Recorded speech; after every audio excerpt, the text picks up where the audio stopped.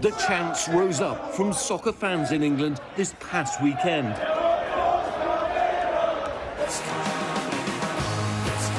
England had reached the finals of the European Championship against Italy, their first time in the final of a major tournament in 55 years. Played towards the back post and shot! And after 120 minutes of regulation and extra time, it came down to this: the fate of a dramatic penalty shootout. Oh, it's magnificent. Three young English stars taking the last three of 5 penalty kicks. Marcus Rashford hitting the post. Donnarumma makes the stop. Jadon Sancho's ball saved by the Italian keeper, leaving 19-year-old Bukayo Saka taking the final shot. He's got to score here to keep England alive. And he doesn't! And Italy are champions of Europe! It was the shot that delighted one nation and ended the dreams of another. It never is when it goes to penalties, is it? It never goes according to plan. Oh, I'm lost for words. I'm literally lost for words. A national defeat again, but rather than celebrating reaching the final, some turn to vitriol and racism, targeting the 3 young players for the colour of their skin. Hateful images and racial slurs targeting their social media profiles, with other slurs, some fans telling Saka to go back to Nigeria. He was born in London. I would say most people, if they saw what was said to these 3 young men, they'd be disgusted. The abuse swiftly triggering a widespread backlash.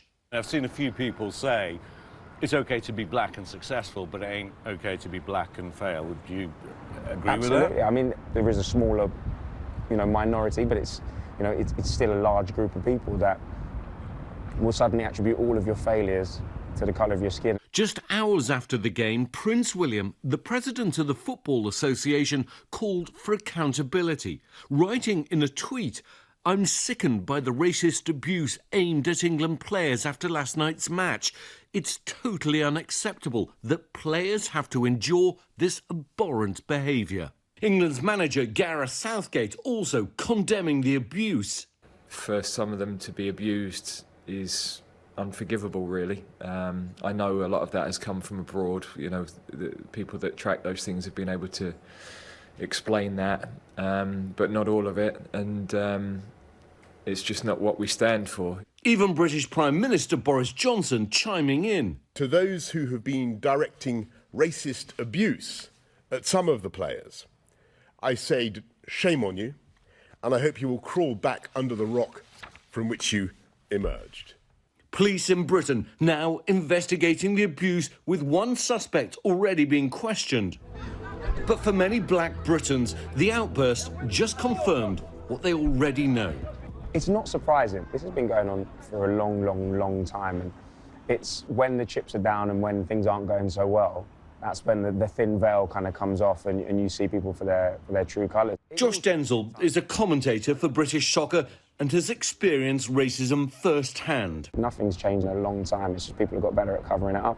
Clarke Carlisle is a former soccer player for English teams Leeds and Burnley. He's also not surprised at the abuse, even now. I broke through in the mid-90s in football, just at the back end of the hooligan era of football in England.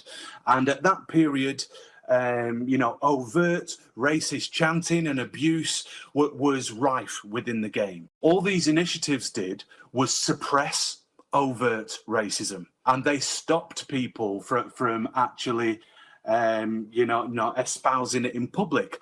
But their fundamental thoughts and opinions haven't changed. A mural of Marcus Rashford in his hometown of Withington was defaced with racist imagery.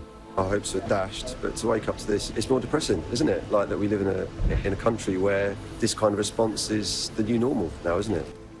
But rapidly, the graffiti was papered over with messages of support for the soccer star, grateful for the love, denouncing the hate. English soccer players have increasingly embraced the Black Lives Matter movement, even emulating NFL star Colin Kaepernick's now famous act of defiance against racial injustice. Of racism and discrimination. But Priti Patel, the British Home Secretary, telling GB News Channel fans have a right to boo players for taking a knee. I just don't support, people participating in, that type of gesture politics to a certain extent. Some say her rhetoric and the response from Prime Minister Johnson and others has fueled racial tensions in England. I blame the Prime Minister, I blame the party of which he's the leader, and I blame the Home Secretary. If you have a Prime Minister that's used pickaninny and watermelon in the same sentence when he's talking about Africans, what you going to do? And that's what he's done. The Prime Minister later claiming his comments were satirical, and today announcing a ban for fans found guilty of online racist abuse. We're going to take the knee for all those that live with racism day in, day out. And last night, at a public gathering at Rashford's mural, fans taking the knee in support. But where does the onus of responsibility lie now? What would make it better? You need to have severe fines, banning orders, lifetime banning orders, not just you can't come to the game for 2 years, you can't travel. There needs to be a police presence, there needs to be police action. There needs to be social media companies rooting out and finding these people. But it also needs to be an educational thing. And future generations of fans and players must await the day when stars like Rashford, Sancho and Saka won't be regarded for the colour of their skin, but for the colours on their jersey. What does football mean to you, and what do you think it means to the country? Obviously, I think football is more than just a sport. In South London, or London should I say, there's a lot of violence or a lot of stuff that's not positive. And football is the only thing that really kind of brings people together like one big family. I don't think without football, the world won't be the same.